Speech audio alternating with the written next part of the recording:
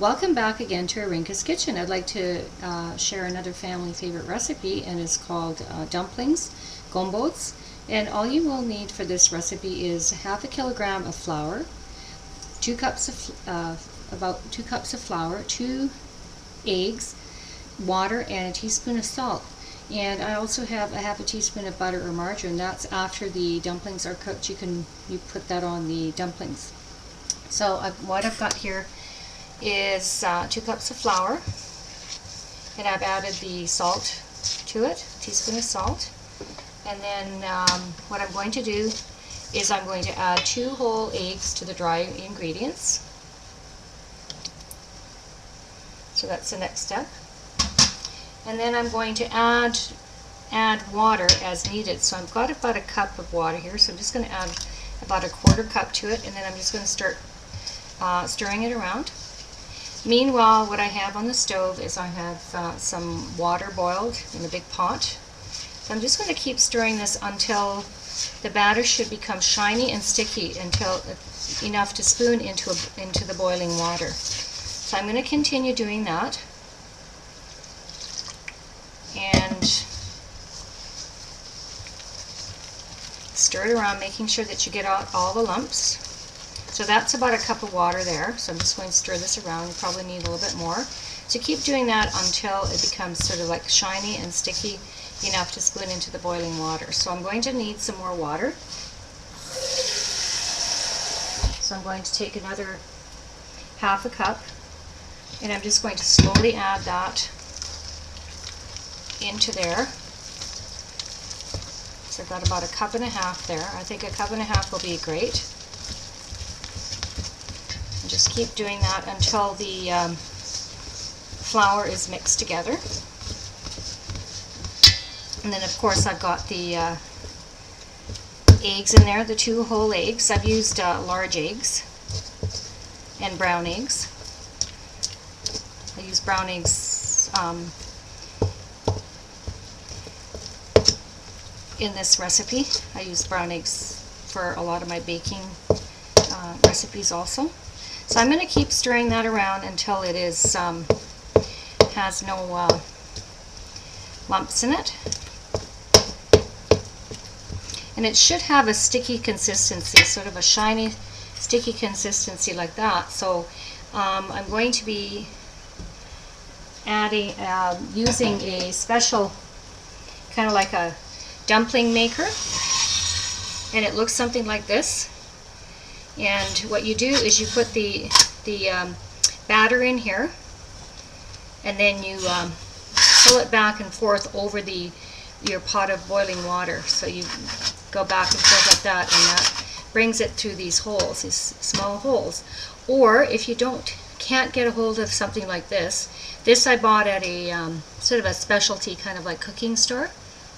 And then there's also a 1/4 teaspoon. You can use teaspoon to spoon it into. You can make small size dumplings. You can use. You can make smaller, bigger size dumplings if you want, depending on what you would like. But this is kind of like about a 1/4 teaspoon. I mentioned in my recipe that you can make it that small. So I've got some boiling water ready on the stove, and then I'm just going to take this dumpling maker over to there, and I'm going to put it on top of this here, like that.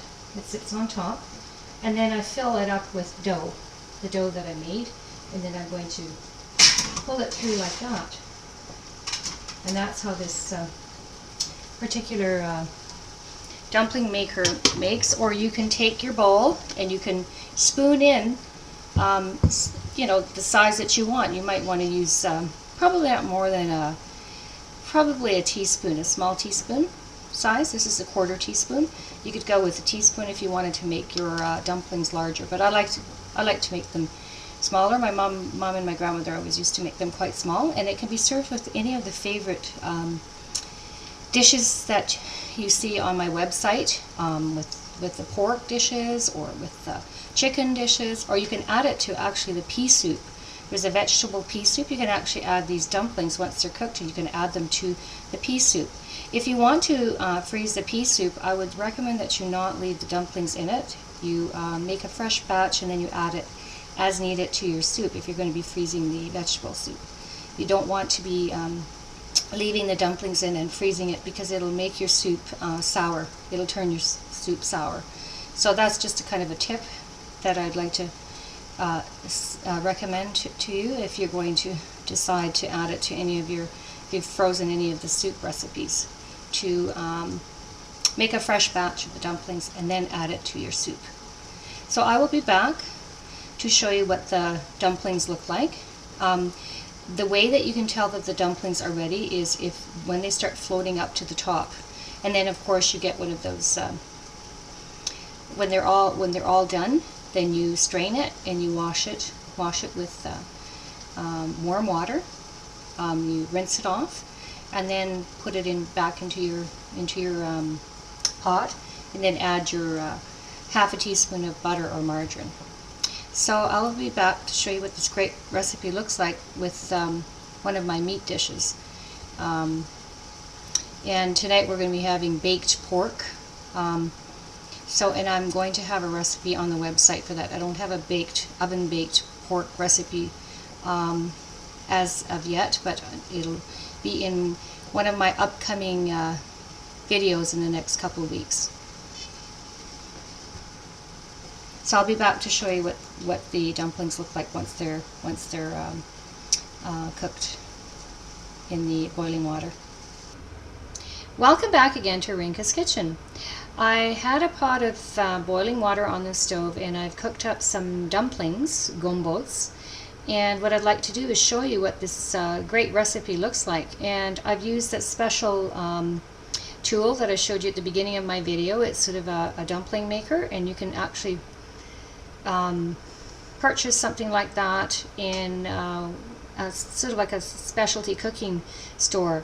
Now if you aren't able to get that dumpling maker that I showed you, you can use a teaspoon or a quarter teaspoon to spoon in your dough into the boiling water. So I'd like to show you what this great recipe looks like. And these dumplings are actually kind of like sort of medium sized. So I've waited until they cooked well, and how you can tell that they're cooked well is when they start rising up at the top of the water. And you cook it for additional maybe a minute or two, and then you make sure that you strain off the water, and then rinse it down with warm water. Make sure that all the water is drained, and then you add your butter to it. So that's what this great recipe looks like.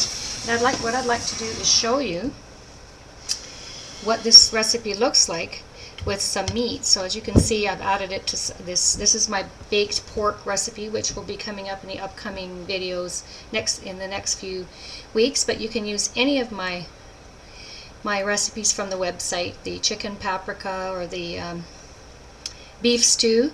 So any of those, and some of my soups actually, you could put the dumplings in the soup. Cook up a fresh batch and add them to the soup as you're serving the vegetable pea soup, and then that's a great one to use dumplings with.